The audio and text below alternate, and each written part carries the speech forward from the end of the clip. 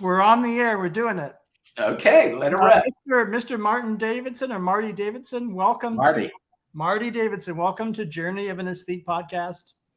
You are the guest of this episode, and I'm always like to do a little blurb up front if you don't mind. You are a major film director who made, in my view, some really important films. Of course, Lords of Flatbush comes to mind immediately. My personal favorite, Almost Summer. You should be given credit for inventing the modern teen movie because you guys did that, which is really something. And actually one of the best of the teen movies too, I'd add. And long career both in film and television, 60s, 70s, 80s, 90s, and you here on our show. And welcome. Well, thank you so much. What a nice introduction. Is there any place you want to start in particular about in terms of either, your earlier work? No, you could go. You're in charge here. I'm just going to take the ride with you. However you want to do. You want to do it chronologically? You want to ask me questions about where I'm at in life right now? Feel free. Go. I like to do both actually, but it's interesting. I went back and rewatched Lords of Flatbush, in preparation for this, and that's the thing that sticks in my mind now is how deeply actor-centered that film is. The way you direct actors is extraordinary. The actors that are in that film, did you want to start there or go back further? Sure, acting is what, to me, it's all about the actors. It's about finding a comfort zone for them and then taking that journey with them to explore the depths of those characters. And Lords of Flatbush is as good a place to start as any. Because it's a great ensemble of young actors at the time who were, whether or not it was Sylvester Stallone, Henry Winkler, Perry King, Paul Mace, Susie Blakely, Armand Assante, Ray Sharkey. I was surrounded by all these wonderful, talented kids, and we had a ball doing it because all of it came about, the script, and all came about through improvisational work, not while shooting. But before we took, I thought I'd rehearse for 2 weeks. We rehearsed for 7 weeks. And all through that period, we were developing a storyline and characters. Right. Well, that's certainly a unique way of working. Do you usually try to work that way when you do a film? Try to have that kind of preparation with the actors? To some degree, never as long a period as that one. That one, we didn't have much of a script to begin with, so I was really inventing the story as we went along. For example, Sylvester Stallone's character when we started it was really just going to be the big dumb, kind of the lug of the group. But he was going to be let's rumble kind of guy, let's arm wrestle.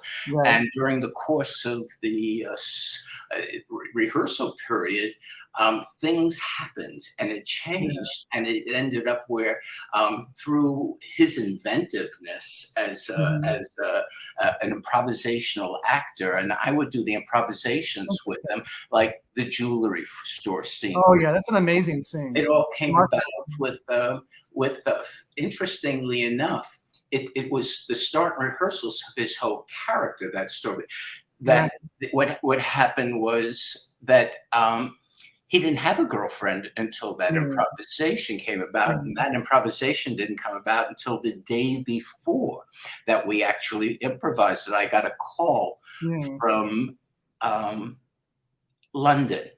A friend of mine, a young actor named Paul Jabara, was starring in a Robert Stigwood play in London and had been there for about a year. And he wanted to get back to the States, and he heard that I was making a movie set in Brooklyn, and he's from Brooklyn. He called me up and said, "Marty, get me out of here. Put me in your movie." And I said, "Paul, I don't have a role for you." And he said, "Get me out of here." Paul Jabara is one of the greats. I mean, he's kind of, don't you think he's a little bit underrated? Or Paul Jabara, he won an Academy Award later for a song that he wrote for Thank God It's Friday, Roberta Flack. That's right. Paul was such Last Dance. That's Paul. At any rate, Paul was a wonderful New York character, and he said to me, how can you make a movie about Flatbush without putting me in it? I'm from Flatbush. And I said, Paul, you're all the way across the sea. So we hung up after talking, and then about 5 hours later, I totally forgot about the conversation, working on other things, and I get a call from London again. It's Paul, and he says, Marty, and I said, yeah. He says, I want to do a scene for you. I said, what? He says, let me introduce you to, and she says, I hear this other voice on the other phone, and she said, Marty. And I said, yeah. And she says, this is Ave Maria de Benedetta Smith, and Paul tells me you're fabulous.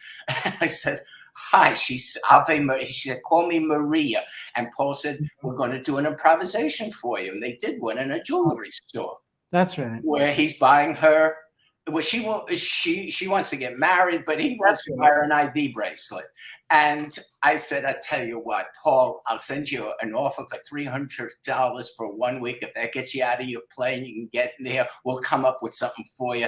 Maria, I don't know you at all, but if you were here in New York, boy, I'd love to meet you. Next day, in she pops. She walks into our office. I call up Stallone, and I said, let's do a little improvisation that Paul was getting at with Maria yesterday over the phone. I'll be the jeweler. You'll be the guy. This might be your new girlfriend who, if you'll excuse the expression, you might have knocked up. And they did the improvisation, and his whole character came about from that. He had a girlfriend. Well, that reminds me, when you're mentioning Paul Jabbar, somebody who's gifted in music as well as acting, like he was. I mean, kind of the disco thing and the whole.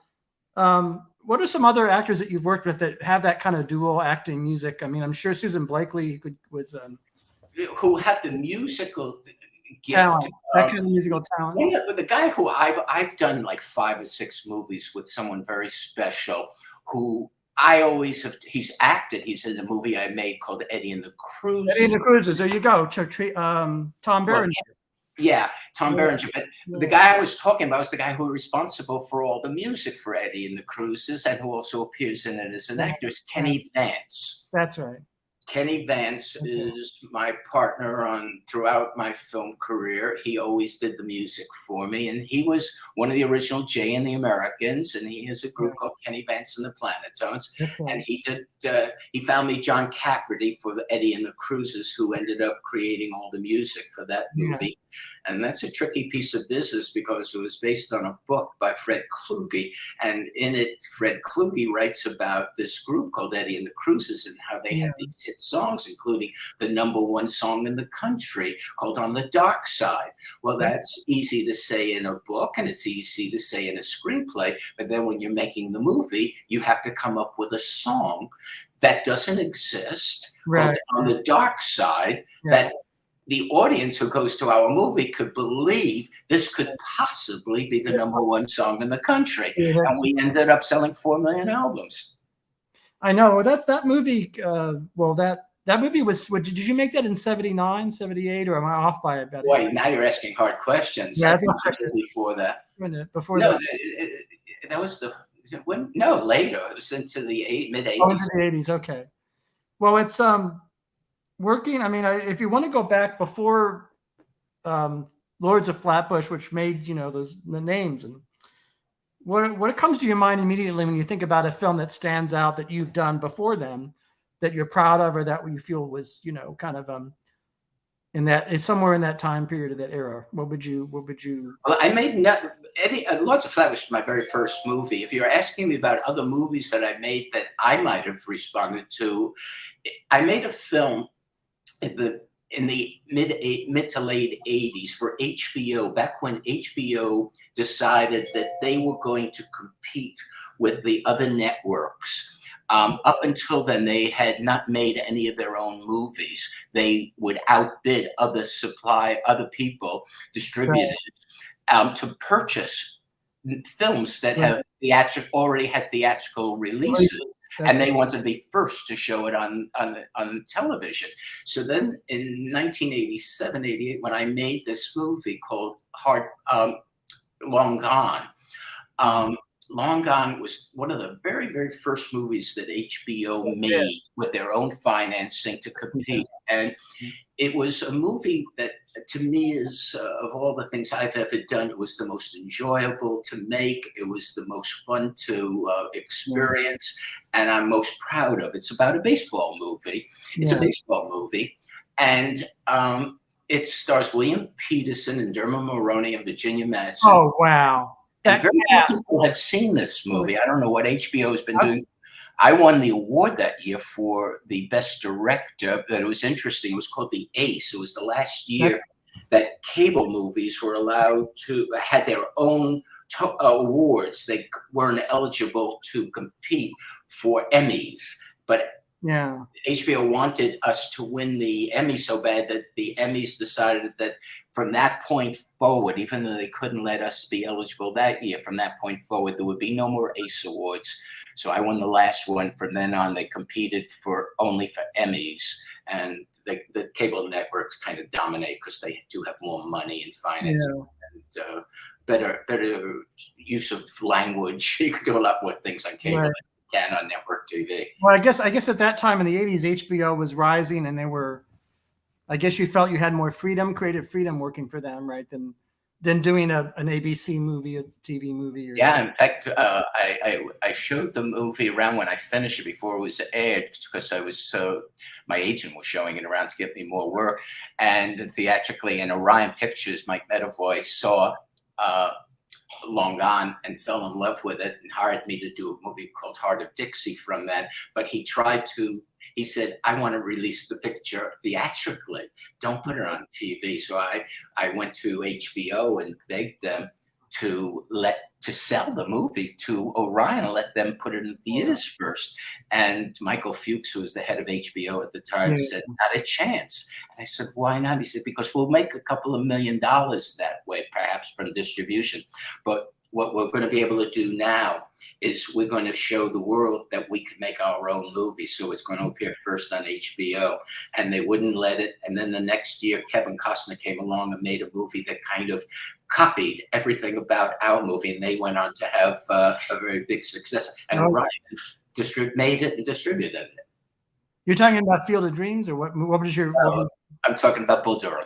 Oh, Bull Durham, that's right. If you look at the two movies, they're almost the exact same movie. They are. So, I mean, that must be difficult because you see that everybody talks about Bull Durham and Ron Shelton's writing and all that, and Susan Sarandon. And I promise you, if you go to your computer, you type in the expression, the best baseball movie ever. It's your movie. What movie's going to come up? My movie, not Bull Durham. Nope. They're going to say that. Just type in those words, the best baseball movie ever, and it's going to be my film. Yeah. Long Gone. Long Gone. Are there any other things you want to say about the cast of that Madsen? Well, Billy Peterson, William Peterson, Madsen, and Billy was great. It was such a joy working with him. I remember flying to Chicago to meet with him, and we met. He was in a play at the time, and we saw the play. We went out drinking that night in a local Chicago pub where he had all his friends from Second City and from Steppenwolf and everybody there to meet me, because he wanted me to meet all of them, because he said, we have great actors in Chicago and I want you to think about all these guys. So he had a parade of these wonderful actors coming by.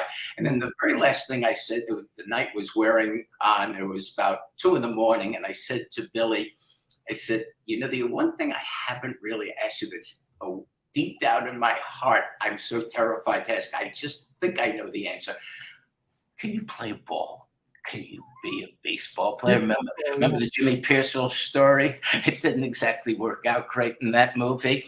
Tony Perkins wasn't the best baseball player we ever saw. And he said, I tell you what.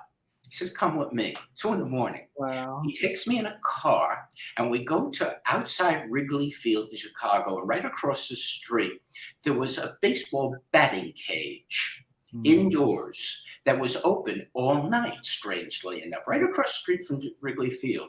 And we went in at 2 a.m. after drinking and partying all night. And the two of us were both, some machine was throwing us baseballs, and we were swatting them. And I said, Billy, you can hit, you can play, thank you. And we went on and had ourselves one great time. I'm sure it makes a difference if an actor can do all, at playing a baseball, has some athletic ability. It's got to be. You got to be. If you're going to play an athlete in a movie, you gotta be athletic. My deli's almost here, so in about 2 minutes, we're gonna. Do you have enough from me? Do you think? What was that? I said, do you have enough from me, or do you want more? Oh, no. We're gonna continue. We're gonna take a second. I'm just gonna jump off and. Am I supposed to be sitting here? I can. I don't mind. Well, we can do it in 2 parts and stop, and then we'll. Okay, if we can figure out how to get, we got here the first time, why shouldn't we be able to do it the second time? We'll have the editor put them together. Okay. So I'll see you in 2 minutes. Enjoy your lunch. All right. No, I'm not going to have lunch. I'm going to come back and can finish the show. But okay. Sandy will be here and she'll help me. I will be here. Okay. Bye.